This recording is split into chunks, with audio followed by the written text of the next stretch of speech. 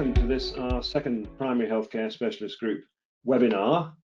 Delighted that so many people have made the time today to come and talk to us.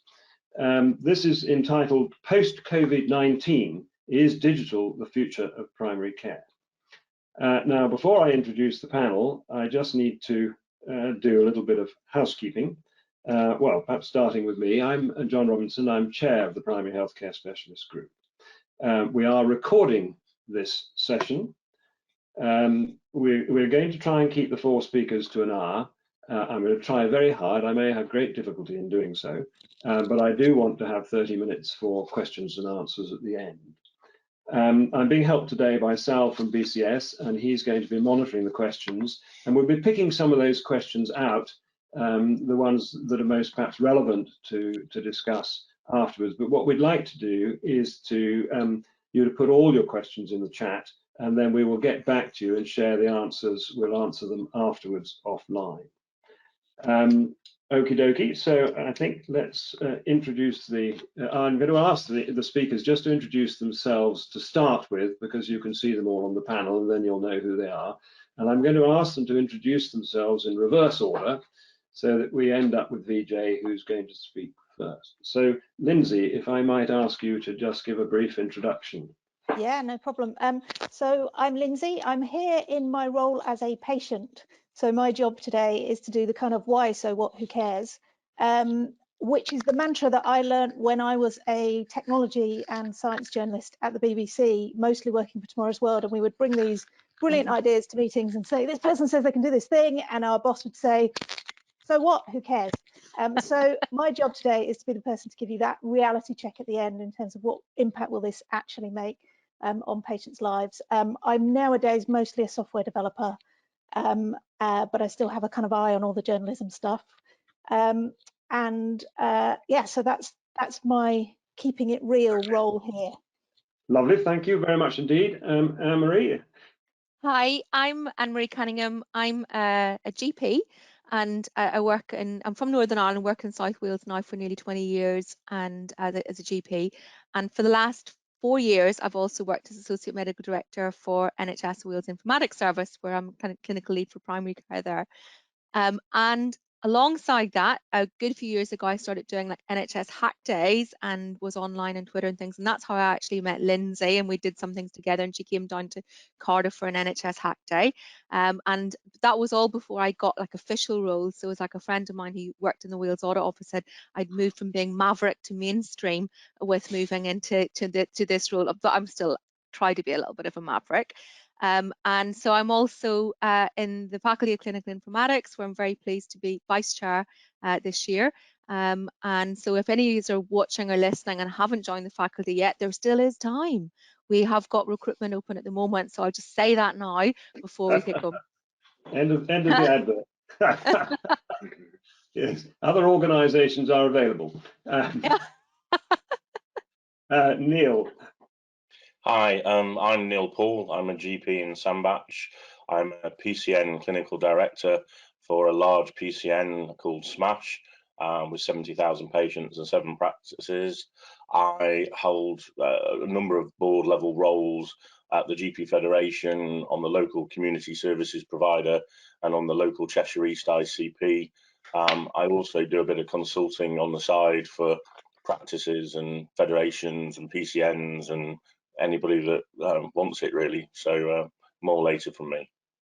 Thank you very much. And then finally, if we can ask Vijay to introduce himself, and then Vijay, if you'd like to kick off with your talk. Thank you very much. Yeah, okay. Well, I'm Vijay Rajput. I'm a general practitioner in England and a clinical director within our NHS Clinical Commissioning Group. I'll kind of be covering where we are as an overview in primary care. I pre-recorded my presentation, so it should all be hopefully running very smoothly. So we can just get started, I think. Okay, so if we could have the presentation, so.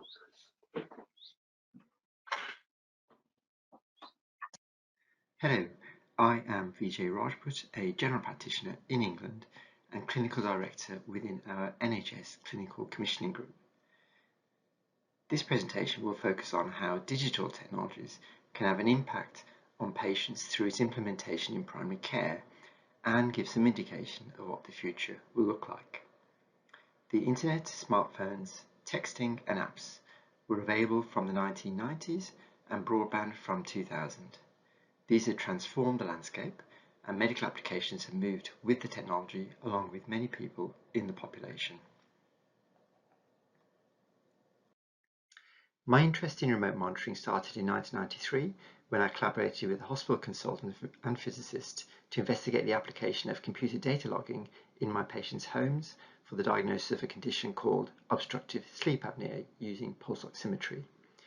Data was sent hundreds of miles away to a specialist in sleep studies and had a diagnostic report back. Since then, I've implemented more digital solutions. But there are challenges, and here are a few. So let's take a scenario. A person has a health-related thought. What do they do? Perhaps discussing with family and friends or carrying out an internet search, including accessing NHS digital sites such as the NHS app, website and apps library. People need access to effective digital services before they contact the GP practice, and this can empower them to take control of their health, choices and decisions. The increased use of digital sites during the pandemic provides some insight into future preferences. Since the pandemic, there's been an increasing number of visits to the NHS website, from 30 million to 50 million visits a month, one of the most used health websites in the world. The NHS app has had a 900% increase in users since the pandemic to nearly 2 million users. This is still quite low and is likely to increase substantially. People can access over 70 apps via the NHS apps library that has been assessed and approved towards positive person outcomes. NHS 111 has had an over 200% increase in use. It can now directly book a certain number of patients into the GP appointment system. This is new and avoids people subsequently ringing the GP practice. Social care websites also provide valuable resources for people. This example shows how person-supplied information generates a tailored plan to meet individual needs to improve their lives, for example, difficulty in mobilizing. Digital First Primary Care plays a key part in the NHS long-term plan. I will now discuss access to a digital tool for people deciding to contact the GP surgery online. Web-based triage in primary care is commonly called online consultations and has advantages to some patients that do not require verbal contact. People can access it 24/7 when it suits them, also avoiding having to wait on the phone or taking time out to come into the practice, choosing from over 100 common conditions such as neck, back pain, eczema and cough. It is a link on the GP surgery website. They complete a questionnaire about their presenting problem and receive a logarithm generated advice, or are directed to symptom checkers, self-help, pharmacy advice and A&E. If these do not deal with the issue, the completed questionnaire is sent to the GP practice for action by the administration team or relevant clinician. Although it has advantages, there are also disadvantages. However, as the technology improves, it is likely to be increasingly used.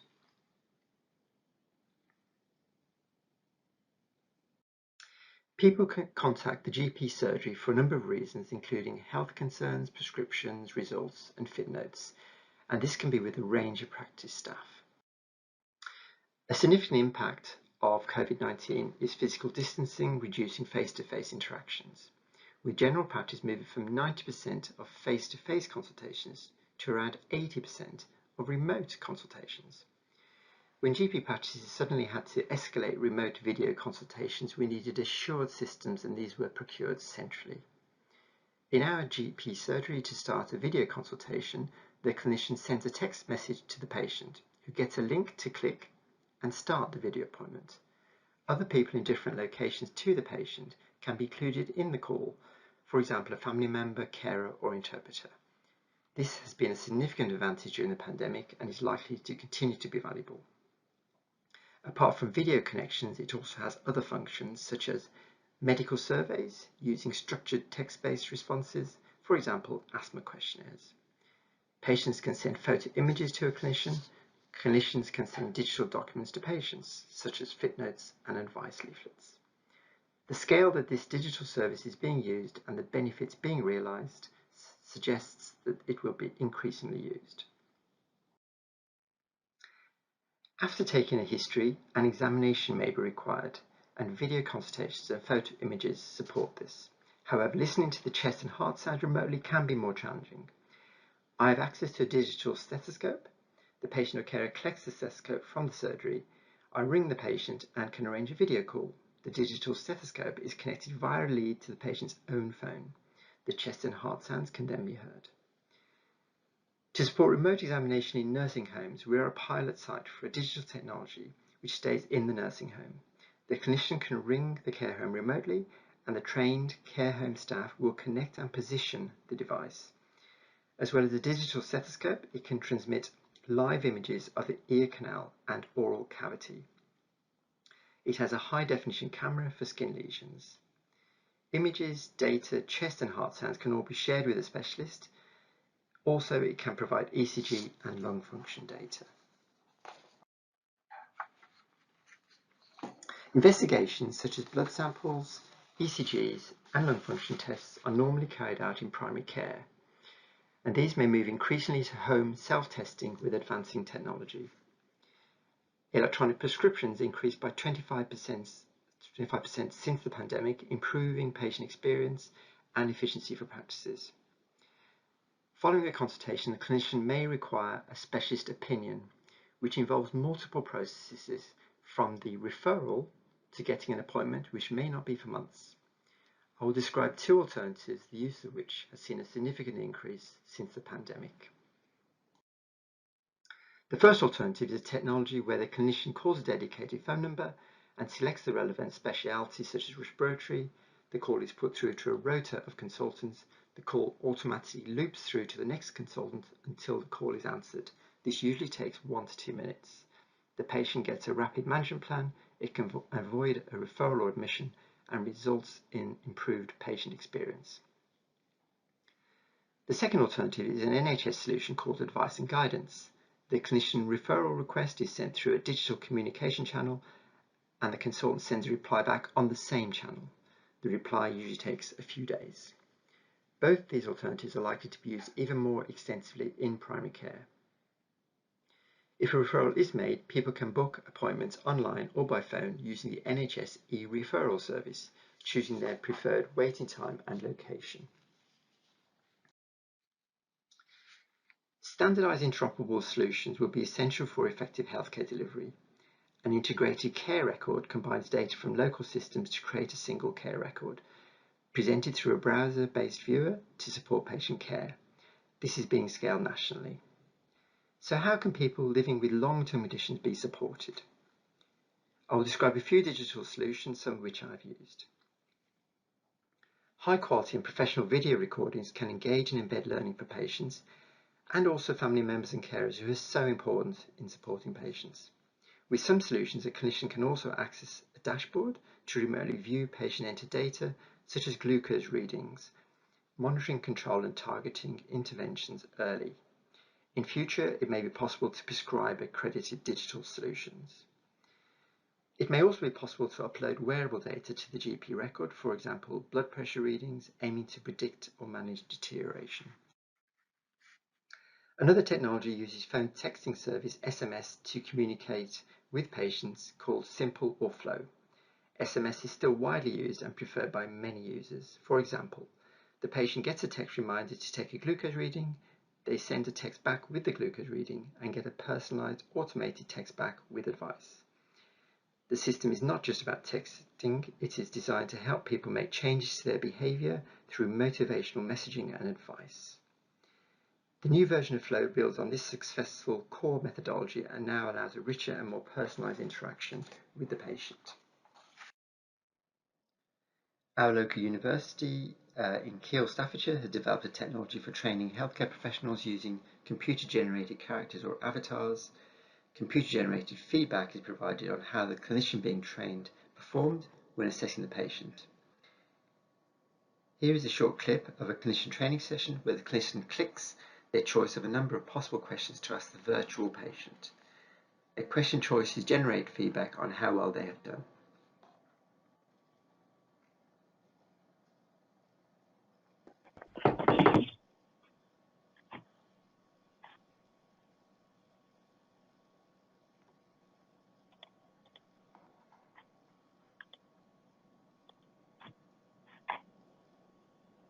Hello.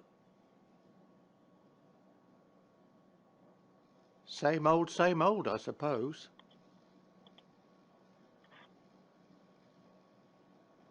I've been feeling it a bit recently. Now and again it gets quite sore.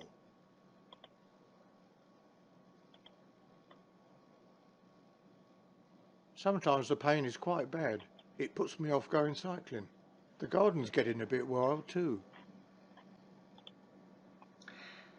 The university also has apps with avatars to support people with long-term conditions, such as for improving inhaler technique.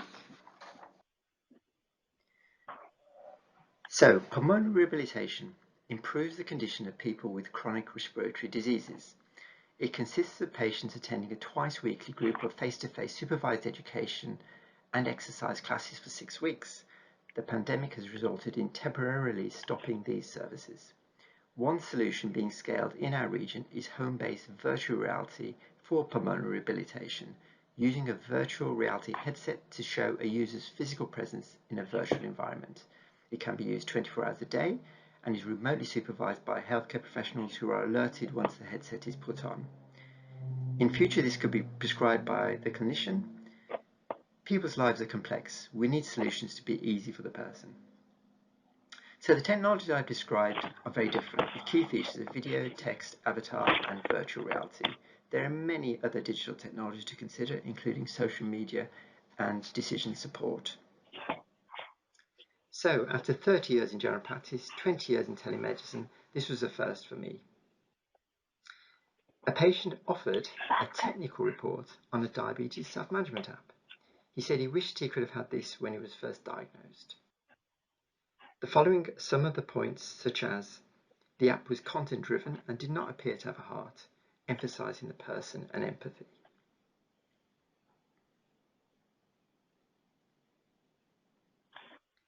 Patient feedback is essential for truly person-centered digital technologies. So in conclusion, I presented a selection of digital technologies, how these can have an impact on patients through its implementation in primary care, and give some indication of what the future will look like. Thank you very much.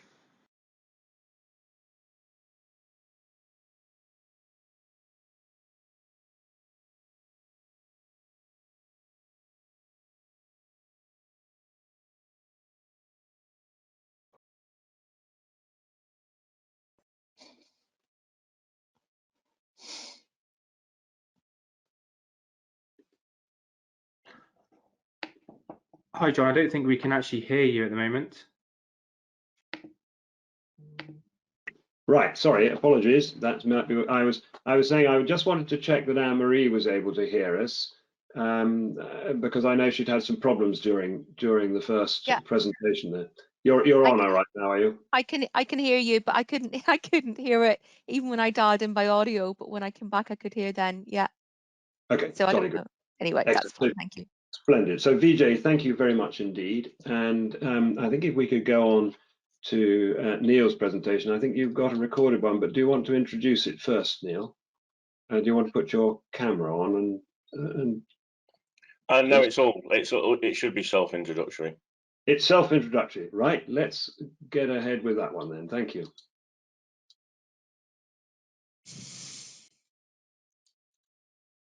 Hi, my name is Dr. Neil Paul. I'm a GP partner in Sandbach and clinical director of the Smash PCN. I also write a column on digitalhealth.net and I'd encourage you to read that. I'm going to talk about is digital the future of primary care and give you some of my thoughts about that. There's no doubt that COVID led to perhaps the most rapid change and biggest change in general practice history. Within a few days, if not weeks, a large number of GPs were working from home. We'd introduced either a total triage or e-triage system, of which there's subtle differences. A lot of us were doing video consults where there'd never been video consults. Perhaps over 80% of contacts were now on the phone, when perhaps previously it had been less than 20%, and a whole new ruck of software appeared.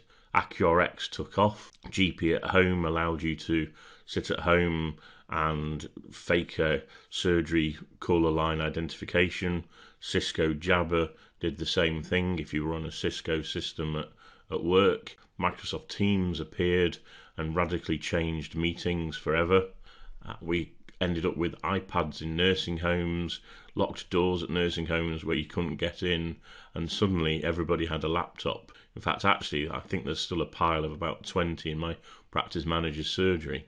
The vaccine centres also brought new software. AccuBook, part of AccuRx, Pinnacle, NIMS, Primary Care adapted amazingly quickly to new systems, new interfaces, some of which changed on a daily basis and had updates that crashed all the time. We introduced a hot hub at our local hospital, but run by Primary Care, monitoring patients' pulse oximetry. We did this with a mixture of AccuRx, WhatsApp, and I know other areas recently also used Doctally and Docobo. The changes in IT are leading to some interesting questions. Not least is general practice about to change. It's now possible to use a virtual workforce to see your patients. GPs and AHPs don't have to be in the same building or town as the patient. They can come from all over the country. Is this a good thing? Does it bring better access, fresh new faces, or does it ruin continuity of care and deliver a workforce that just wants to get paid transactionally and doesn't care about chronic disease? The direction of travel is bigger general practice. Is this a good thing? The primary care home model seems to think so, and that a population of 30 to 50,000 makes sense. But does that work geographically? Does our IT enable this? We have the beginnings of collaborative working in our clinical systems, but it's still very primitive and needs a lot of work. With a virtual workforce and the desire for PCN level working, what does this mean for general practice estate? Some have new buildings with multiple practices in them, wasting lots of time, money and space, to my mind. Others have old houses hardly fit for purpose. But is general practice now a call centre in an industrial park on the edge of town, perhaps with a few treatment rooms in an unused high street store? The savings on rent alone could pay for more than a 1% pay rise for nurses. But is this what the community wants? Again, we have the dilemma of perhaps younger patients with acute self-limiting illness wanting access versus older chronically ill patients needing joined up local care. We know more tech is coming. We're already setting up pulse oximetry at home and other technologies, but wearables and other home data streams could provide amazing amounts of information for AI systems to detect early signs of deterioration, or could completely drown us in false alarms from the worried well that want to discuss every single blip. The good news is some people are already looking at how we can use IT to automate the handling of the large majority of patients who have stable chronic disease quickly and efficiently, to free up time for those that actually need face-to-face contact. Innovation isn't just happening in primary care. However, there are plenty of opportunities to achieve the triple aim by improving the interface between primary and secondary care. How about virtual consultants appearing instantly in the middle of a video consultation, taking over on the complex bits when needed? No more 18-week waits. How about just the simple better transfer of information when a patient crosses different organisational boundaries? Perhaps what we need is a shared prescribing record. Of course, with IT advances come some concern. My recently deceased father, despite being a professor of electrical engineering and having taught computer studies in his time, struggled towards the end of his life with a world that went online. Poor eyesight, poor hearing, the fact that the computer needed constant updating and fixing started to get to him, and I think meant he started missing appointments, particularly during COVID, where hospitals went video calling. He even struggled at times with the phone. Yes, doctors can learn to do telephone consultation skills. High definition widescreen TV perhaps allows you to get some visual cues And don't get me wrong, the ability to send in photos of lumps and bumps and rashes has saved loads of people time.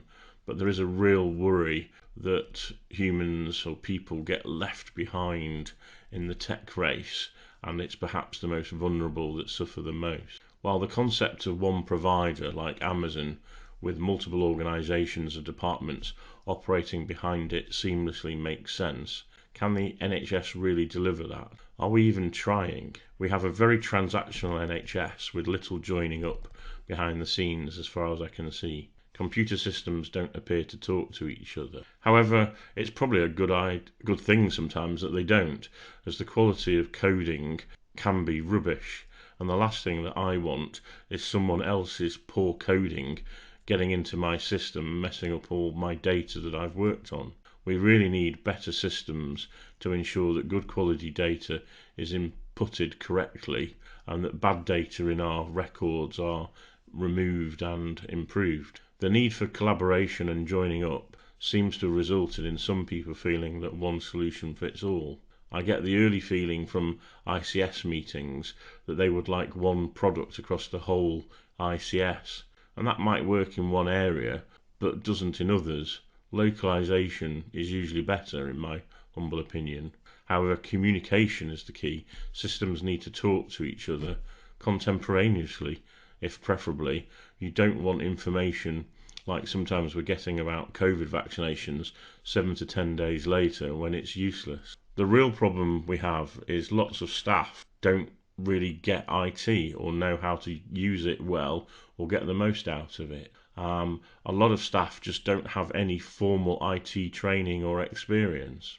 New features, software are added and come out all the time, yet little work is done on training people on which software is best, how to get the most out of different features, which project software should be used.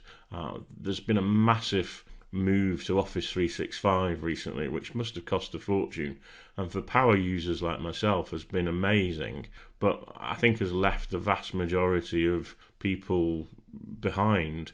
People still use Outlook for everything when there's tools for everything else. While clinicians are important, I think the NHS really needs to massively invest in IT training and implementation and get more IT trainers. As well as trainers, however, I think primary care needs to embrace the role of CCIO. There doesn't appear to be such a role in primary care, though it appears to be happening more and more in secondary care. This is a clinician who operates for an organisation or groups of organisations promoting the use of information, IT, etc. At the moment, there's no career path, there's no training, there's no jobs, and really apart from a few interested individuals, it's really difficult to choose that as a way forward. You can choose to be a gypsy in dermatology. There are courses you can go on, and really you'll never be short of jobs. You'll be able to work in outpatients, run clinics, etc., etc. But choose to be an expert in IT, and okay, you might end up fixing the printers in your surgery or sitting on a committee, but will that last you a career? Will that last you a lifetime? I know the Faculty of Clinical Informatics has been developed, the BCS Primary Healthcare Group, that this event is for promoting IT, but I do wonder if we need to think about a real career structure in IT for primary care. So there's been huge change and lots of innovation, and I think it's fair to say that most of this has come from small startups or some of the smaller companies, not really the big boys. So how do we encourage more innovation and more companies to get into the mix? Most find it really difficult to understand the NHS, to get past the many front doors, all of which tend to say no. Yes, there are organisations like the AHSN that help, but I'm not sure they're doing enough, though my local one is trying hard. One large IT company I spoke to interestingly told me that the GP market is too small for the really big boys to be interested in. No one's going to make more than 150 million, and perhaps that's not enough for his company, but I would have thought it was enough for a range of small agile startups to get involved. So how do we encourage them? Well, I think we clearly need better APIs, less protectionism, but yet clear information governance and data protection support for companies. I think I spend a lot of time giving free advice to people and occasionally paid advice, and I think more companies need more help with understanding who pays, who uses, who needs what, and how you get adoption and how you get case studies and how you get market penetration. And I think we need to think about all of that. It's really interesting that AccuRx took off when they took the bold move of giving it away for free, and then they adopted a freemium model. Will this work for others? It's a huge hurdle to get over, that they needed a lot of venture capital to actually build a product, even a minimum viable product, and they iterated a couple of times. Can others do that? There's certainly lots of people out there with good ideas, but have they got the money to deliver them? Have the companies with money got the right ideas of what to deliver? The iPhone took off when Apple released an SDK and made writing apps so easy that even I wrote a few and sold some on the App Store. Do we need some form of SDK for primary care so that people can launch their ideas, their apps, their interfaces, but in a way that doesn't cause data breaches? I've certainly sat on ad boards, and I wonder if the PHCSG has a role in supporting these companies. So in summary, there's lots of good stuff going on. We need to keep the momentum going. We need to be careful we don't end up with something we don't want or value. We need to encourage more companies to get into primary care. We need more IT support on the ground to help implement the new stuff. And we need more clinicians and perhaps patients driving the changes so that we get what we want, not what we're offered. Thank you, Neil, very much. I'm hoping we're coming back to being able to see something on the screen. There are an awful lot of thoughts there, and perhaps not an enormous number of answers yet, but maybe we'll challenge you for some thoughts about what the answers might be after that. So thank you very much indeed. And we're keeping reasonably well to time. So if I may then hand over to Anne-Marie, and if you'd like to give us our view, your view, not our view. Well, you can give us our view if you like, but I'm sure you've got your own. That would be lovely. Thank you very much indeed. So can you hear me? Yep. I'm presuming that everybody can hear me and it's all going okay. Sorry, I'm going to apologize for a few things. First of all, our dishwasher's broken and somebody's came to fix it, and I've got an 8-month-old puppy, so you might hear her barking in the background because somebody just arrived to do it. The second is that for some reason I didn't actually manage to hear the content of the last two speakers, but I could see their slides, and I tried all different ways of coming in and out and had challenges. So I don't think that I'm going to be repeating very much about what they've actually said, but I know that some elements I will be, because I can see it mentioned there. So sorry about that. As I said at the start, I'm a GP, and I work also in NHS Wales Informatics Services as lead. So our role in Wales, we're a bit like NHS Digital, and we're going to become Digital Health and Care Wales next month. And we actually write software, and we organise all of the primary care IT, manage desktops, organise all the software, manage all the hardware. So we have the complete kind of infrastructure for GP IT is under our control for this population in Wales of just over like 3 million. And we've got 400 practices, we've got 7 health boards, we've got responsibility for all the population there, and we work with them very closely. So going back to I was going to say a little bit about my kind of personal reflections as GP, and also in that role about what we've actually seen happening in the last year and what that tells us about the future, or the big questions it asks for us. So if I go back to thinking, when did I first hear about COVID? And it was actually that last weekend in January. I was in at NHS Hack Day, which I was organising, 2-day event in Cardiff. And on the Saturday, one of the people attending said they're building a hospital in China in a week. And I said, what? What are they talking about, building a hospital in China for the week? I hadn't probably because I was just so busy in the run up to that event, even seen anything about it. And we were into the last week of January then. And I remember the next week my husband went off to meet up with his friends and was playing games all weekend, and I was at home reading about it all. And he came back and he said, somebody says this is going to be a big deal, and somebody else said it isn't going to be anything. And I said, I think this is going to be a big deal. And that was then the first weekend in February. And during that time, we were just all in that exponential period where we were learning and trying to wonder and predict, and people, you started to hear about the modelling that was coming out, what was actually going to happen. And we started thinking, how are we going to be responding in the whole of the NHS? And then I remember Just Rewired is on just at the moment. And I remember going down to Rewired in that first weekend in March, thinking that the event would be cancelled. I ended up that it was on Tuesday and Wednesday, and I came home from working in my practice and didn't book my hotel until I actually came home. I'd heard it wasn't being cancelled, booked my train ticket and somewhere to stay, and went down to London. And it felt like a little bit of a risky thing to do, to be going to an event like that, didn't it? Because we didn't know what was going on with the amount of time and where things were going and changing. So I went down there. By the end of that week, we had decided that in Wales that we were going to get Attend Anywhere for video consultation. And on that same Friday of that first week in March, Accurix had decided that they were going to do video consultation as well. So by the following Monday, Accurix had launched it. By Wednesday, they talked about having a standalone one, which we would have been able to use in Wales with Vision, who's like half the market in Wales.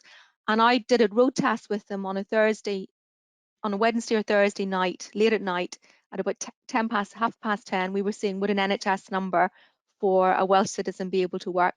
Did it on my husband's, it did work. And this was the frantic pace that was starting to come in that we were working at. I was turning up on calls, we were planning things. The next day, I came home from work that evening and I thought we were talking about the shift from in hours to out of hours. And I phoned up the people that were coordinating our out of hours, and I said, can I come and do a shift for you, because I feel, I want to do some. And they actually said, can you do Saturday and Sunday? And I said, oh, okay. And I woke up on Saturday morning and realized I actually need a break. We were only now halfway through March, but I'd already been working virtually every day and over weekends and things, and starting to think so much about it. And that was a really big sign for me, that the personal exhaustion that was going to come with COVID and working through all this, and how you could manage to work with your time and do time management so that you actually were looking after yourself. But I decided not to go into out of hours on Saturday, but I did go in on Sunday, found out I was in the designated COVID centre, and started actually doing some video consultations, because children were going to be brought down, and I got the Accurix working and did some video consultations with children and said, don't bother coming down. Now that was so odd, because you never used to not see children in out of hours, but straight away those were the ones that kind of felt like I can see them now, they've got whatever, taking the history, this has given me some more information and I can make a useful sort of decision here about this. And we kind of went on then with all the different, our big crisis people started panicking about was, how are we going to support the staff working, because if they're going to get sick, and are they going to have to be working remotely? So that was one of the big things that we put in very quickly in Wales. We had it out and live by Easter, was that we did a remote desktop. So all the practices were able to, from any device, using two-factor authentication, because we managed the whole of the service, that they could actually use. And that was a big win for us. And it made people who were very anxious feel there was something that was going to be able to be there and support them. I'm talking about the staff now, not about the citizens, who were at the same time were going through this massive change as we were changing the way that we worked. And the next thing that came up then, and that 23rd of March announcement, well, the week before, the 16th of March, was an announcement about social distancing, and also that there were going to be this concept, I think, of the shielded patient list. That's the first time we heard about it. On the 23rd of March, we all went into lockdown. We were still working on this, and we started using GP data in this tremendous way, along with other sources of data, to be able to make real decisions for individuals and for patients. Because usually with GP data, once you extract it and you use it in a different place, you're using it either for direct care where somebody's making a judgment on and can see, you know, all right, so you've been there and you've done that and that's happened, and you tell me whether or not that's right through like a summary care record or equivalent. Or you're using it really to work out, maybe do journeys, but it's for research. So if you get it a little bit wrong, what does it matter?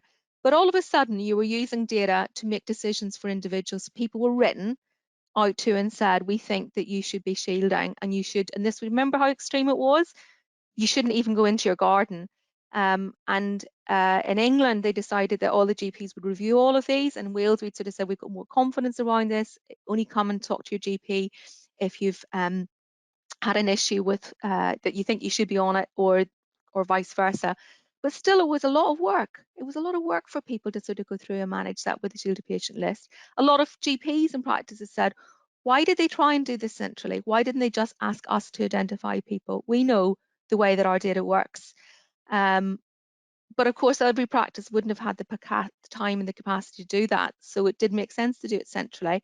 And we've gone on, and I considered more recently trying to work out the at-risk group for COVID vaccination, group 6. And practice would say, I don't understand how these people are in this group. And I would look at the summary care record and say, well, I can understand it because they've got epilepsy. And the practice says they don't really have epilepsy. They maybe had this before and we didn't actually have an EEG and we weren't sort of sure about it, and we exception code them on QOF, but they still have that code there in their record. And that shows you that data and things within a practice can make sense, but once you've gone and taken it out and put it to another purpose, it doesn't make sense anymore. And we know about this issue of primary care data getting worse in quality. This also happens with GP to GP. So you've worked out how you code and what's going on. It goes and it transfers over to another place. Maybe, you know, gets a bit of maneuvering around in between, and all of a sudden the data isn't so good. So what are we going to do about this? About GP data and about primary care data? If the future is digital, the future is about data. And we've always believed that, in a way, primary care data was kind of the jewel in the crown. This was a source of coded data we have. But the more we actually start trying to really stretch that and use it to make individual decisions, the harder the time, in a way, we're going to have. And the less you can see of how that's done, the more uncertainty and everything there is there. So that goes on further into, at least with the shielded patient list, you could say there's the list of all the codes. If you've got one of those codes, that's why it's happened that you're into the shielded patient list. The next iteration of this in England was the Q-COVID algorithm being used, pulling together again multiple data sources, managing them around, and then yes, you meet the threshold that you've either absolute risk of dying if you get or your relative risk compared to others of your age and sex. Therefore, we think that you are in the highest risk groups and you should be advised to get into shield. Of course, we're all pausing it now, thankfully, thank goodness, at the end of March, because things are going well. But that's a big decision, isn't it? To tell people on the basis of data. And the GP practices are saying, we don't understand how this works. What codes is it that's triggering this? How is this actually working? Well, how do the patients understand it? Because they don't know how it's working either. So they'll maybe be coming to us to ask us how these decisions are being made. And they don't know maybe what the data is in the record.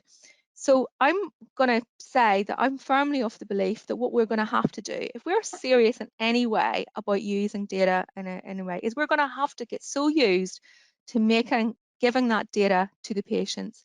Let them see what is in their record. We are going to get lots of questions. People will say, why is that code there or not there? We have talked about this. We do it. It's there contractually, you're obliged to do it, but we need to shift on at a much bigger pace to actually go and encourage people. And we need to say that we're going to do this because we need the quality of that data to be better. Because either we do this now and we start planning for how we're going to do that and get the data better, or we wait for the next crisis. And there will be one. There will be something else that we're trying to do this about. If we're going to move on and think about doing like population, risk stratify the population for other reasons, taking in population solutions, we are going to have to make this better. So I think that's one of the biggest things that we're going to have to get to grips with. On a personal note, just about those things that we did put in very quickly, like the video consult, there's dog. about the video consultation, like I said, some of my best video consultations were those that stand out to me were doing that night of hours that weekend, really useful and beneficial. And also a consultation that I had with somebody using British Sign Language with their interpreter. I'm sorry, that's my little timer that I put on myself. Well done. That was for 12 minutes to kind of so that was a brilliant consultation using British Sign Language with somebody as an interpreter. Really fantastic use of the technology.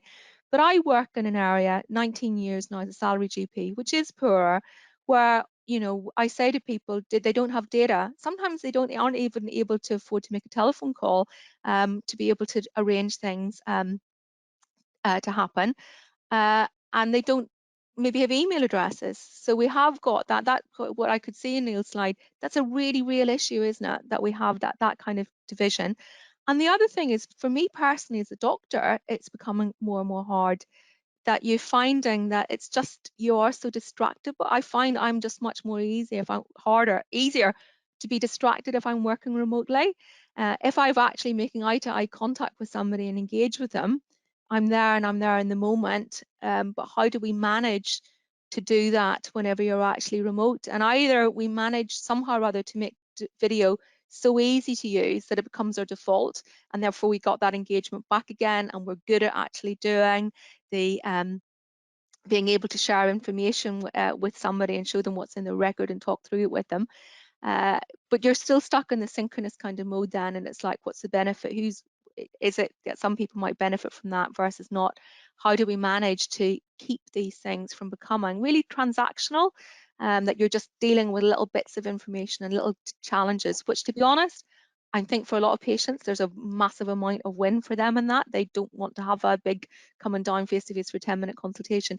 But how do we sort of balance these things? And we need to pay a lot of attention to what's actually happening with our data as we're sort of going on, and understanding what have we achieved over the last year, how are these changes actually impacting.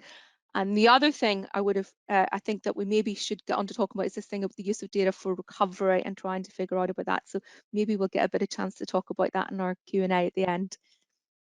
Thank you, Anne-Marie, very much. Sorry, I appeared just to That's sort okay.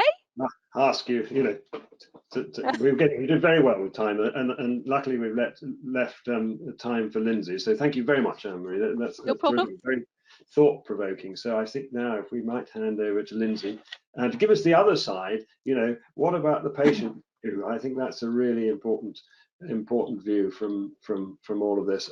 Over to you.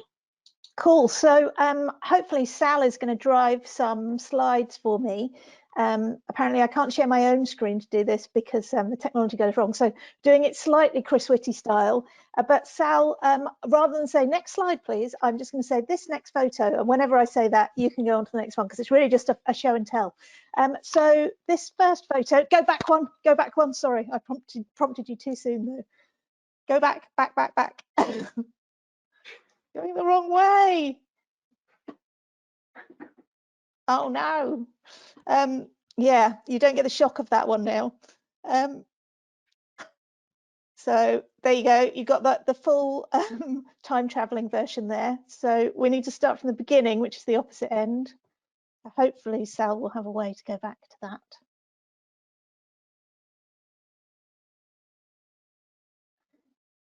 Maybe. He's going to try again. There we go. So yeah, so this is really just a story to link you up to the reality of my life over the last sort of 10 years and then the last year in a little bit more detail. So this first slide that you can see there, that's where I was living in Yorkshire, moved there about 15 years ago for a bit of a change in work-life balance. I'd been working in the BBC on Tomorrow's World, doing lots of science and technology stories, lots of medicine stories, but much like medicine, journalism is one of those jobs where you basically have no social life, no family life. It can eat into all your time. So I'd heard of a concept called 100 days a year, which is where you devote 100 days a year to just earning money, 100 days a year to doing things that are worthwhile, 100 days a year to doing stuff that you just want to do, spending time with your friends and family, and then you've got a little bit spare for illness and whatever. So this was actually the last time I was well. This was the last photo of me well. So It's around about 10 years ago, and we were gathering the sheep. And at the time I had a couple of sheep on the top of that fell. There's no sheep in the photo because they're coming down the fell. Absolutely beautiful place, having a nice life. You can see probably already from that photo that issues of access are not equal even before digital. So if we go on to the next photo, this is an access issue that used to face me frequently. So this is my village snowed in 2013, so 8 years ago, and it's actually the end of March. It's later in March than we are today. And as this photo was taken, I was being treated for an adrenal crisis in hospital in Leeds. Now, I'm very lucky that because I had an ongoing relationship with my GP, who could see that although there was no one thing that we could particularly put our finger on, I had become very unwell compared to the person that she knew before, who she'd seen for a couple of little sort of trivial infections when I was a well person. She'd met me and she'd seen this deterioration over a couple of years where I just had infection after infection. My asthma got worse. I just didn't feel like myself. And there's a kind of long, drawn out, protracted process whereby the local A&E sent me away a whole bunch of times. The GP would send me to A&E. A&E would say, "You're not sick enough to be here, go away again," having given me a bunch of steroids for my asthma in the meantime. So they were accidentally rescuing me from adrenal crisis.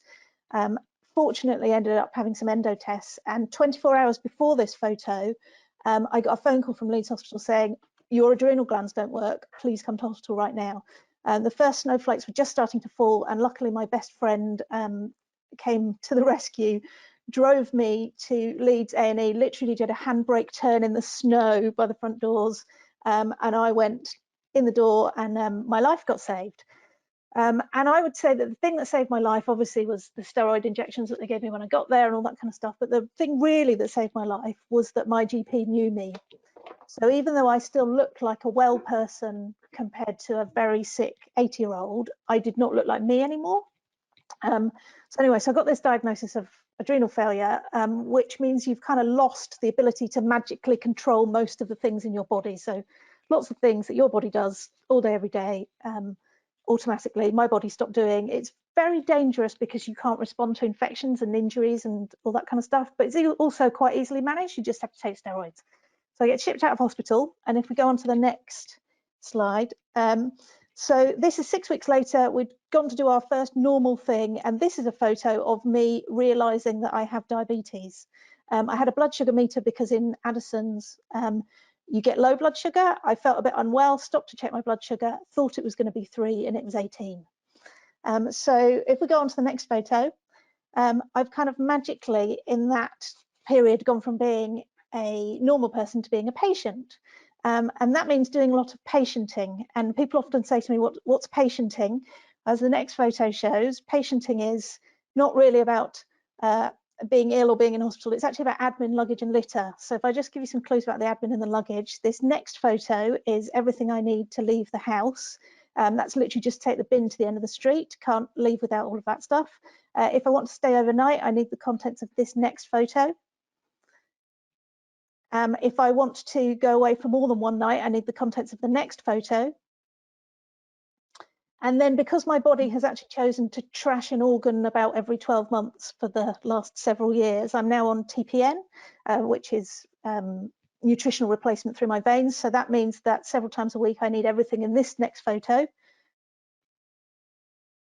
So that's what I need to hook up and hook up my PN and connect myself to eat a meal, as it were. And I do that for 5 days a week. So I'm on TPN for nearly 60 hours a week, and that's my literal burden of patient care.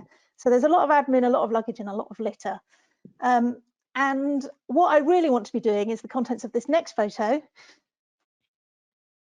which is running and having a nice time. Now you might think this is a before photo. It's not a before photo, it is very much an after photo. This is about 3 years after I was diagnosed with Addison's and diabetes and all that stuff.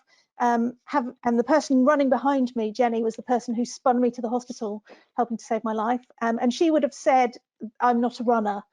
She's more of a cyclist who's quite fit. That was a 10-mile race that she was not running at. And so my life became this kind of balance over the last several years of doing stuff that I want to do and doing stuff that keeps me alive. And really the emphasis is always on trying to get more of the days that are like this and fewer of the days that are like this next photo, where I'm just basically stuck in a hospital having something through my veins. The parkrun band, that I chose to make my parkrun ID my medical ID because one of the most important things for me is that people see me for who I am, which is a fit, active, well person. And the minute you've got a parkrun band, anybody who's a runner says to you, what's your parkrun time? And if you can say, well, sub 24, they know that the fact that you're sitting in that chair with a heart rate of 95 is not okay. So it carries a lot of information. Now, unfortunately, in my work-life balance, I now get, so having gone from I'm going to have 100 days a year of doing each thing, I now only get about 100 well days a year in total, and the other 200 and whatever are spent too ill to be useful, some of them in hospital. So if we click onto the next photo, this counts as a well day. This was a good day. You can see I've got an arm in plaster there, but that was me running my first 10K with my friend who's not a runner. And that led to a lot of running, as you can see in the next photo. So this is mine and my partner's downstairs loo medal shelf. None of those are particularly for being fast, they're all just for turning up. But an interesting thing that this has taught me, the running thing, is that I am now a runner. There was a point where I wasn't a runner. Everybody's run for a bus. That doesn't make them a runner, but I couldn't tell you how many park runs you have to have done or how far you have to have run before you become a runner versus not a runner who occasionally runs. And I think the same is true of patienting. So when people say we're all patients, I think that's nonsense. We're clearly not all patients. Sometimes you have a period of acute illness that doesn't make you a patient any more than running for a bus makes you a runner. In terms of running as a patient, this next photo shows everything that I need in order to go running. So there's no just pull your trainers on and go out the door. The thing in the top right corner, which there's more detail of in the next photo, is a fantastic device called a Libre. Now I love this because 21 years ago, I did the story on Tomorrow's World where I ran part of the London Marathon with a guy who was a really good marathon runner who was a type 1 diabetic who had the first continuous glucose monitor that meant that he could run an elite time in the London Marathon for the first time. So that was absolutely brilliant. I've also got in this next photo another piece of kit that helps me keep my blood sugar stable. This is my, that was correct. This is my diabetes alert dog. If we go on to the next photo, this is him in his diabetes alert rug mode, I call it. And this was on the 18th of March, 2020. So shielding's just been announced and that photo is taken at T-Base Services where we're going to stay the night because we've just left Yorkshire to move to Scotland. So if you do your Superman backwards, I don't know if you remember the backwards flying from the first Superman film where it makes time go backwards a year, exactly one sun orbit to the 19th of March 2020. At lunchtime, I was crossing the border from England to Scotland to move house to leave behind all of my NHS England medical records. Luckily, I knew this was going to be a problem. So the next photo shows a bunch of stuff that I brought with me to send to give to my GP when I arrived here. And one of the things that I carry that people are always a bit confused about is my Spyro results.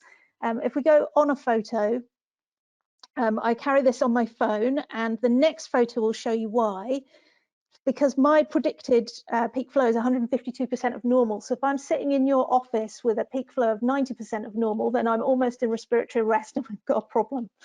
But that stuff's not very well captured in records. But a lot of stuff that is captured in records, as Anne-Marie said, is not very good quality. So if we go on to the next photo, this is a discharge letter that luckily I intercepted as I was going out the door that said I had a CRP of 90. So my GP would have been in an absolute state getting that discharge letter the next day.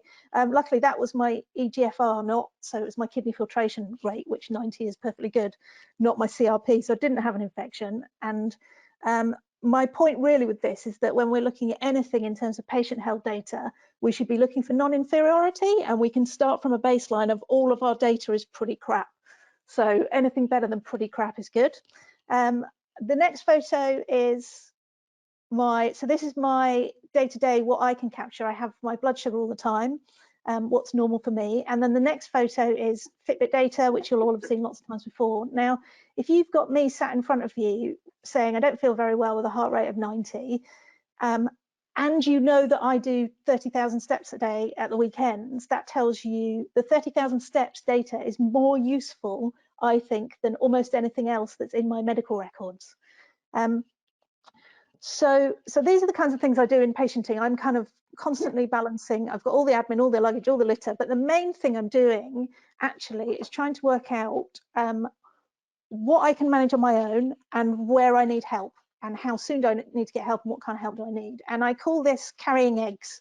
So the next photo shows some egg carrying. So when you get a chronic disease that's kind of an annoying one that needs a lot of maintenance and management, they say to you, now you can carry on with the rest of your life. And it's like, well, I can go running, I can look after my kid, I can do gardening, but all day, every day, I'm carrying eggs as well. So it's like, go and do your normal daily job, but just carry this egg in your pocket. And some days those eggs there's only a couple, and that's fine. And some days I've got so many eggs that all I can do is carry the eggs. And one of the eggs that I carry all the time, and I'm carrying 2 today, just for this, is this problem that I've got, this new medical thing that I've got, is it something I should bother my doctor with?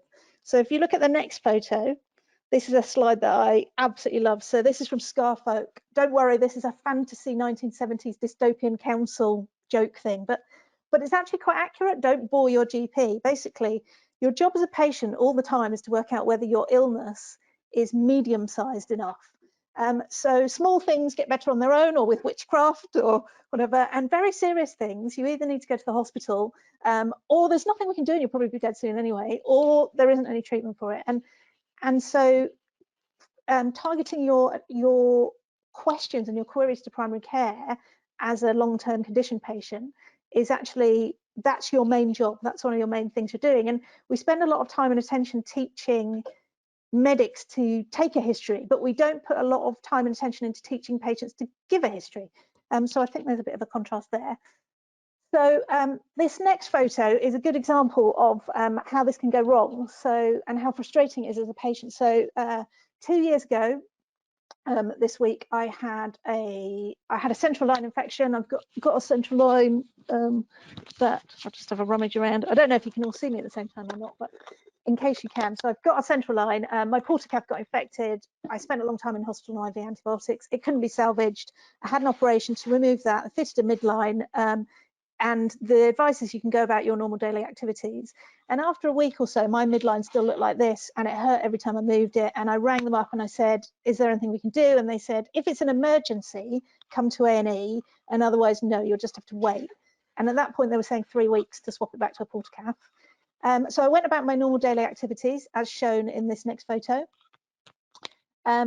So I went and climbed 3 Munros in the snow out the back of Glen Affric. This next photo will show the top of we didn't realise quite how precarious the snow line was until we were up there. So I spent a lot of time saying to the 2 teenage boys with us, a minute's warning, Lindsay. Okay, yeah, do not step on anything white.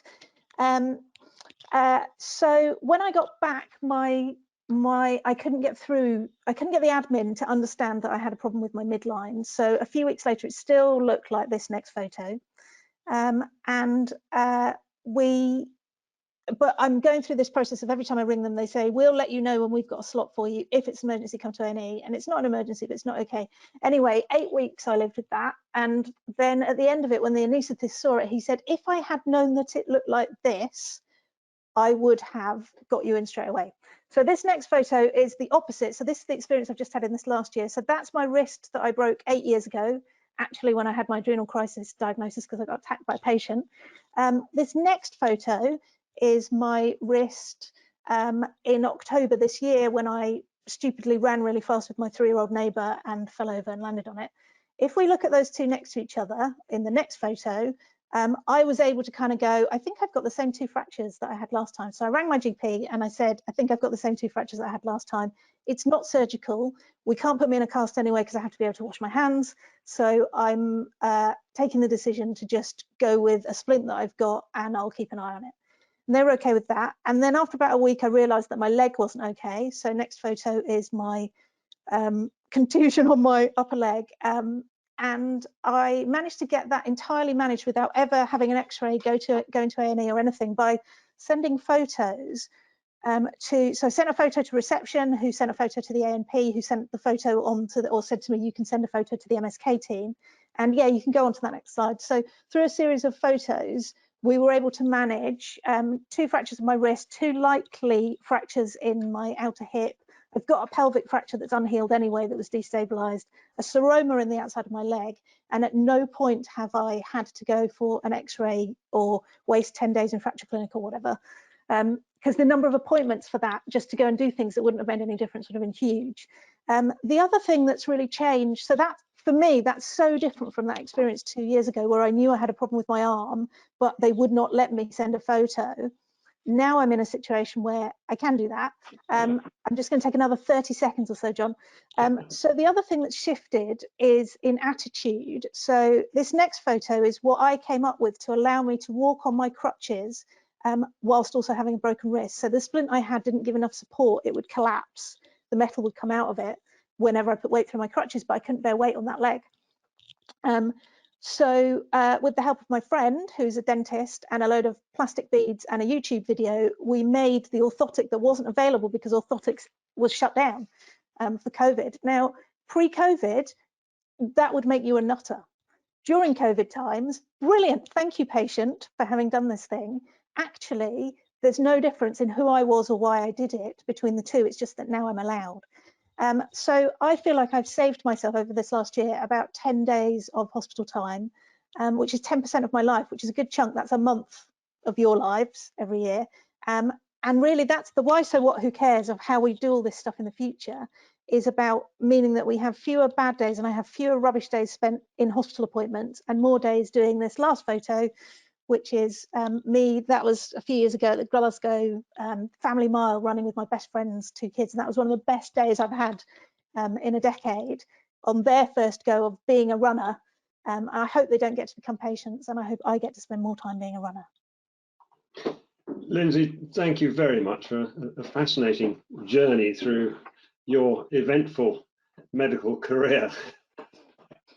And how you just immediately see how, you know, if we can interact better, you know, we can save so much time. And I think it has always tended to be clinico-centric, shall we say, medicine, yeah. You know, and hospital appointments. And we all know when we were junior doctors that you just automatically got somebody back to clinic and you don't think about it. And I think this COVID hopefully will have changed people's attitudes to that, to think, actually, does this patient need to come back? You know, and I have the experience with a 96-year-old father with a fracture. They insisted on going back to fracture clinic, and you get there, they say, well, the x-ray looks fine. We say, well, that's jolly clever because he hasn't had one. And they said, oh, well, that doesn't matter. He doesn't need one. Do you feel all right? Yes. Okay, off you go home. And you know, a completely and utterly pointless journey, and yet an absolutely exhausting day out for a 96-year-old. You know. Yeah, and actually, the thing that's been interesting about COVID for me is that people have become aware of the infection risk of going to hospital. That was always there for me, and actually, I've never been so well in my life as the last year because I've got a rubbish immune system, but there's no bugs around. But normally, people would say that the safe thing to do is to bring you into hospital to do something to you that's going to make no difference to your treatment, even though when you're there, you're going to get exposed to a bunch of things that are actually going to make you ill for the next 6 weeks. The solution is to keep hospitals in very infectious places. Yes, absolutely. Exactly that. Keep everybody afraid of hospitals. And okay, that's much thank better. you all very much. And I know we're a bit short on time, but I'm going to ask the other panelists if they'd like to turn their cameras on and reappear. Well, there we are. There's one VJ somewhere. Yeah, brilliant, brilliant. We're all back again. Now I'm hoping that Sal has been looking at some questions and would like to, if you'd like to read one out for us, Sal. I haven't got access to them. I can't see them. Yeah, not a problem at all. So we've got a question from Alan Brown that I think was aimed at Anne-Marie, Neil, and VJ. And it is, what is the solution where the practice does not really understand the technology and or the digital possibilities? So Anne-Marie, do you want to go first on that one? You're on mute, I think. So the reality is that practices are not all in the same place.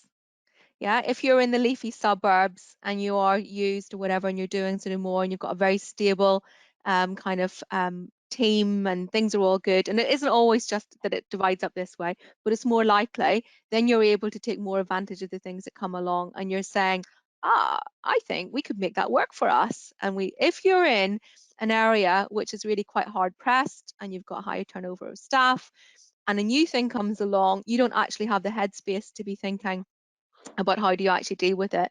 So I think fundamentally the problem is that we do not have the funding going into practices matching up to the workload and the deprivation and whatever. If you go from the poorest to the richest, and this has been shown in pretty much every part of the UK, we actually haven't done the analysis in Wales yet, but I believe it's true, you will see there's flat funding, even though we're meant to have more funding in regards to deprivation. And I think so we don't start by kind of blaming the practices altogether. It's trying to understand why is it that they don't seem to have the capacity to be able to take on board the business change that's needed for this, and how can you actually support them and give them some kind of quick wins about, if you're able to do this, you might see that, try it, we'll be in there, we'll kind of sort of do this with you. But I think it's probably a more fundamental problem that people are actually overwhelmed.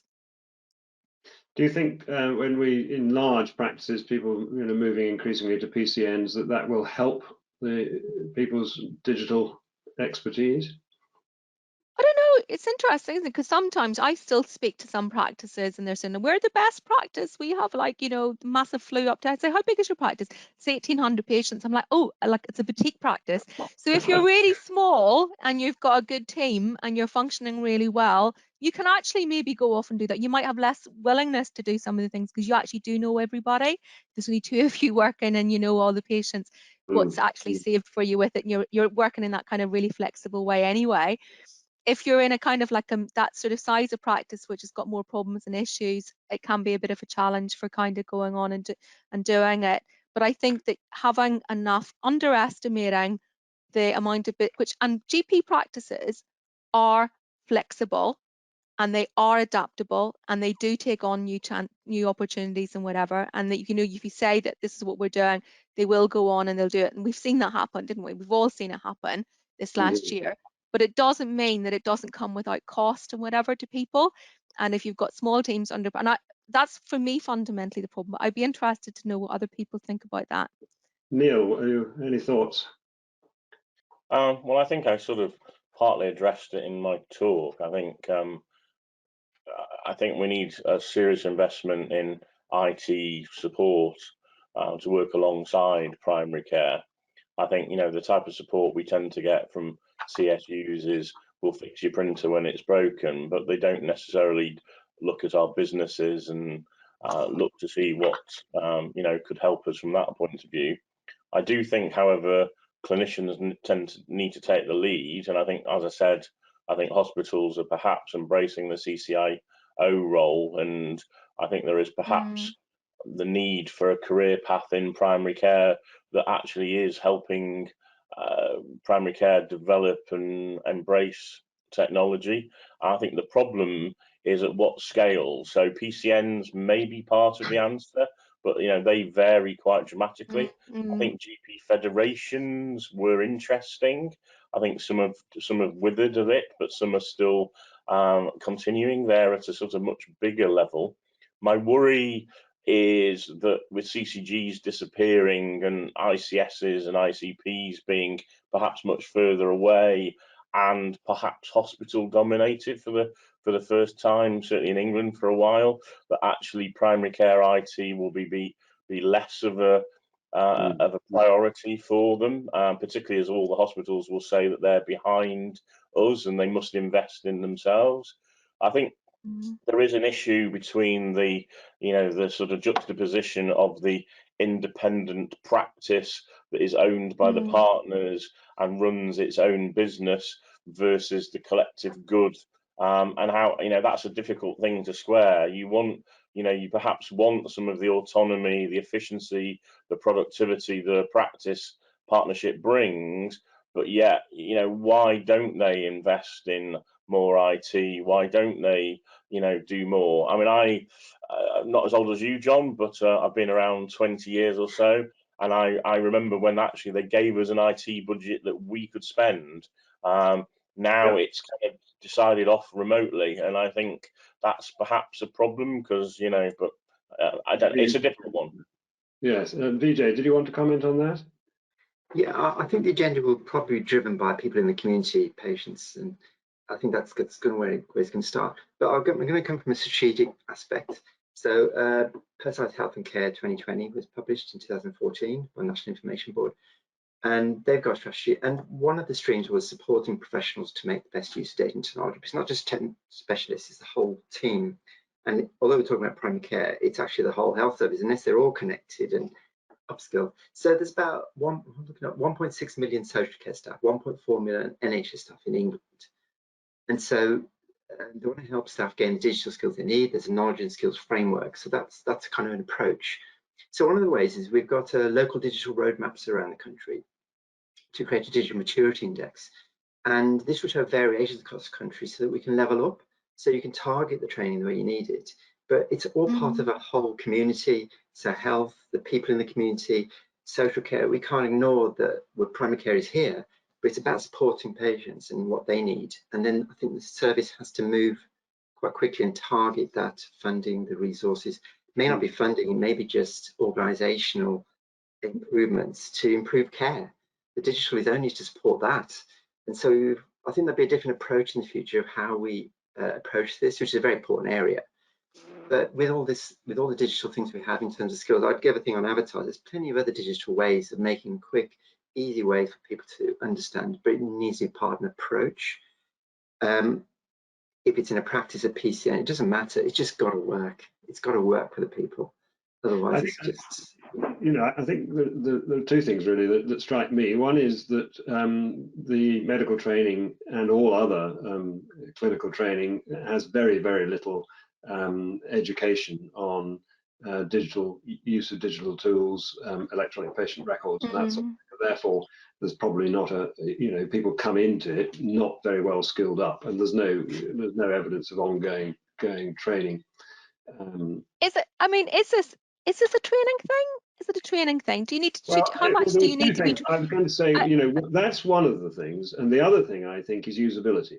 And I think that these days we all just expect that you pick up an app and you can use it. And most of the stuff that we get in primary care, and probably in hospitals even worse, is not usable. And there was a lot of work done probably 10 years ago with the NHS and Microsoft, I think, on the common user interface, which went by the board. But actually, there's some people interested in resurrecting. You've been reading the discussions as well, I think. But usability is really important. Now, I'm going to ask Sal if he has another question for us. Yeah, so this question's from Stephen Black, and it says lots of focus from Vijay and Neil on fancy tech, but what about tech that impacts all requests from patients to GPs and supports GPs to manage them? Is that not more influential? Well, Neil, perhaps you better. Oh, well, I'm going to let Lindsay come in. Sorry, I'm judging because. So I'm about as geek as you can get in terms of the kinds of software I've worked on are Bluetooth integrated patient monitoring, sophisticated devices, all that kind of thing. In the end, the single biggest thing that makes a difference to my life as a patient is the ability to email with attachments back and forth to my specialist or my GP or the MSK team or whatever. That's it. Allowing that, and that could also be a message or whatever. And I don't care about data security. And the reason for years that the NHS have resisted it, and the message I've had back is, we don't know if your email address is secure enough, so we can't reply, blah, blah, blah. I don't care. I'd happily open source my records, because the thing that's going to kill me is not sharing data. And all of the problems of confidentiality are really problems of stigma and social structure, and it shouldn't matter what diagnoses I have and whether or not you know them. And all the technologies that we use at the minute for communication are insecure. My mail goes to my next door neighbour, all that kind of stuff. So I think the single biggest thing I've noticed in the pandemic isn't all the fancy tech, it's the stuff that's been around for 20, 25 years, but for whatever reason, healthcare's resisted, because the worried, confidentiality conscious people who don't have anything wrong with them get more power in the discussion than people who are actually unwell. So I'd say it's a little thing. That's absolutely. If I think about that, we started, you know, we have our inquiries sort of thing on our email, on our website. We say you can email there, let us know your email address. Do you want us to email you the Med3? Right, that's got confidential sort of information in there. You're creating a so I think I'm absolutely right that is just a kind of like a mind you know, a big gap, a big shift that there's sort of been there, and that it is those simple things that are, and I think that's one of the things is like trying to work out what, if you were trying to say what should our priorities be, what are our priorities going to be in the next year or so in this? What because if we sort of say in general we want to do this and it's going to be like whatever, it's nearly like as if we need to pick some things. Like we know that now that people that are waiting are going to be waiting a long time. So can you tell if you're a patient how long, where you're at in a waiting list? Are you on a waiting list? Is this like, you know, do we start and focus on something like that and say that part of this patient experience is so important that we will just try and do that and make the system work? Because if we can deliver that, we'll have made the system better for everybody. And I'm just going to ask Neil and Vijay if they want to come in on that, and then I'll come back to you, Lindsay. So for me, I'd like to think that one of the things you picked up from my talk was that probably the biggest change is the introduction of the telephone. So which I don't think is a particularly new invention.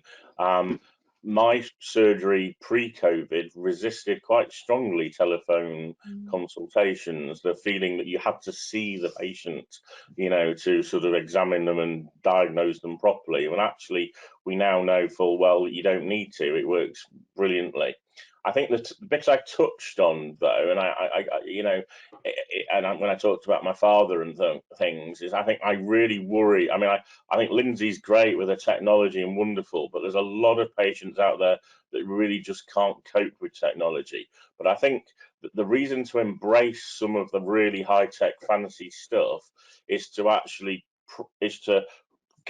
not get rid of, but to chug through that huge number quickly, so that you've got more time on the people that can't. So I don't know if people have seen the University College London work, where basically they've got a lot of ways of trying to look at sort of, say, asthmatics or hypertensives or diabetics, or and actually, you know, they're sort of stratifying them into green, yellow, and red, and basically, you know, and they're using things like the Flores and using things like, you know, Vijay showed.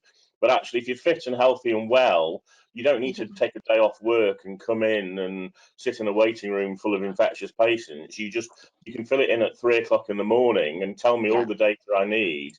And that then leaves me the time to deal with Ethel, who's 90, who actually maybe have to go and do a home visit on still, you know. So I think you can use tech, you know. Can I just respond to? Oh, sorry, well, Vijay. Let's Vijay have a word, and then I'm going to come to Lindsay, and then I'm going to come to you, Anne-Marie. Before the pandemic, I actually escalated my telephone calls dramatically. That the dedicated number, they knew it was me ringing them if I had to, so they got a responsive reply quite quickly on results.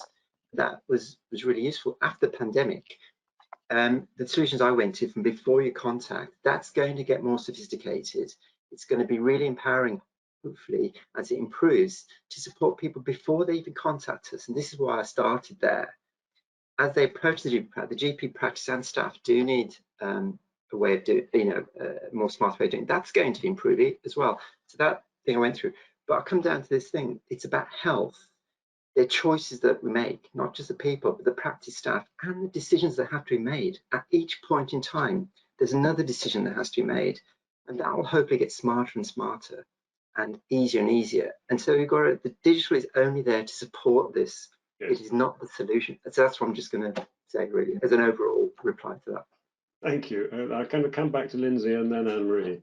It was really just to emphasize what Anne-Marie was saying about task tracking, what I would call task tracking. So even if you buy something trivial on Amazon, you can track it all the way to your front door now.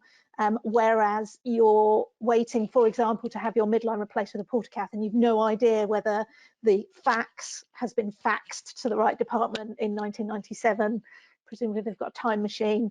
So there's what that ends up being for the patient is a whole load of extra eggs that you're carrying. So for every time that I actually do pick up the phone and I chase something and I say, do you know what? So for example, 2 years ago, I'd had a problem with my hip after an operation. Eventually had an MRI scan a couple of weeks before Christmas. They say things like, don't worry, we'll be in touch in due course if there's a problem. Actually, nobody looked at the scan for a fortnight. And then when they did, which was Christmas Eve, they rang me and said, your pelvis is broken. Please come to A&E and don't jump up and down. And I said, well, that's no good because I've just driven 8 hours down south to be at my parents' house. Because there's no tracking in the system. And so for every time that you do intervene in one of those, there's another 100 times that it ruins your day or your chain of thought or your conversation with your child or whatever, because it pops in your head. I wonder if anybody's actually looked at that result. I wonder if that referral's actually made. And so the task tracking system frees up all of that bandwidth. If for you, these things free up time for other patients, for me, they free up time for the rest of my life. And I think there's a big lack of workflow in secondary care on actually seeing that things have been done. And if you had a task flow, that would introduce that as well. Anne-Marie. Yeah, that's in Wales, we've been doing a lot of work about value-based care and trying to use these so value-based care often is like an economic sort of thing. It's just like, where do you stop spending the money, start spending more money, da da da da. And Sally Lewis is one of my colleagues, who's our national clinical lead for that. It's very clear that if you're doing that, you said like using the Flories, do you need to come back to the clinic? You first of all use it for direct care. So you get data in there and you use it for direct care. Then maybe you'll have a bit of a byproduct where you can actually start seeing things about how, but you start off with saying, we're going to get more information to and from patients and public. Make them aware of things. Along with this is that Sally always says she started getting interested in this and she didn't, in a way, realize that digital would be so much part of it. But of course, anytime whenever you need data to make decisions, either as for direct care or at an aggregate bigger sort of level, it's super important. And I think those kind of elements of trying to do the patient platform, kind of whatever way you talk about this, or what kind of services that we move away above beyond just that transactional. I'm sorry, VJ, if you were actually, I probably were saying all this and you're talking, I didn't hear you. Okay. But I think that's going to be the thing. So if we could try and figure out, and we made our aim over the next while, look, that's what we're going to try and focus on across the system. And I think that's your strength in England coming in now with the ICS, is that across a patch you can start having those conversations, which we have been able to do in Wales, where we haven't had the problem about commissioning and things. So we can move much faster to say advice between primary and secondary care, because secondary care isn't paid on actually somebody turning up to an outpatient clinic. So thank you. We've got about 2 minutes, so I think we can take one more question, and you each going to have to give me a 15-second answer, I think, probably. Sal, have we got another question? Yeah, we've got another question. So this is from Colin McFarlane. So are there other ways of improving data quality and patient records besides relying on patient input? Right. Well, you John suggest Robinson could answer that question himself. well, I quite remember, but I'm not going to. I'm going to ask the panelists. Well, let's start with Lindsay as the patient. I'm just going to challenge I'm only going to plant the thought that why wouldn't you rely on patient input? And my argument for that, very briefly, is that whilst I may be less smart, less perfect, all that kind of thing than the medical profession believe themselves to be, part of the hidden curriculum that we teach med students is that they're better than their patients. So there's an insecurity in there. But I only have to worry about my data. You have to worry about thousands of people of data. So I would say that my attention to it makes up for the inadequacies in my knowledge of it. Okay, Anne-Marie, do you want a 15-second answer? I can't think of actually another better way. I think we've always done these kind of things of like, oh, maybe you're shouldn't have a diagnosis of epilepsy, not on any anti-epileptic. So you can sometimes present things like that. Are you sure that person is? Are you sure? So you can, some things like that are tidies up, which we've always done with kind of QoF. But generally, I think show the person the data and they'll tell you, I don't actually have epilepsy. One of the interesting things I thought was this comment that, well, we've got a diagnosis on there, but it's fine because we exception report them, so we don't lose money on QoF. I'm thinking, well, actually, the important thing is if the patient doesn't have it, shouldn't you do something about it rather than just make sure you get paid? Yeah. And it's like everything about COVID has been, it's like being on steroids. So everything is just magnified and happens more. These things always happen. It's just that you've got far more eyes on it all now and far more. So those are some of the lessons I think that we just definitely have to pick up from it. Several of us may have listened to Matt Hancock talking yesterday on the Digital Rewired, and one of the things that he said was that 88% of clinicians wanted to continue using the technology that they'd adopted during COVID, and 50% of clinicians felt they were hampered by the infrastructure. Only 50.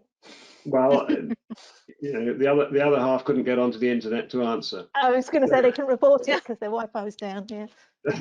But I think that's a real challenge, isn't it? Actually, and sorting out the simple things, but also I think sorting the simple things from the patient's point of view in terms of the journey, and looking at it, really thinking about how does this affect the patient. And digital may be a solution or it may not be a solution. I think there's a great tendency to think that anything that's digital is nice and shiny, and we should really be asking ourselves very carefully, what does this do? Why? So what? Who cares? Yeah. Exactly. So I think on that, I think we've reached time. Well, Vijay would like to have one last.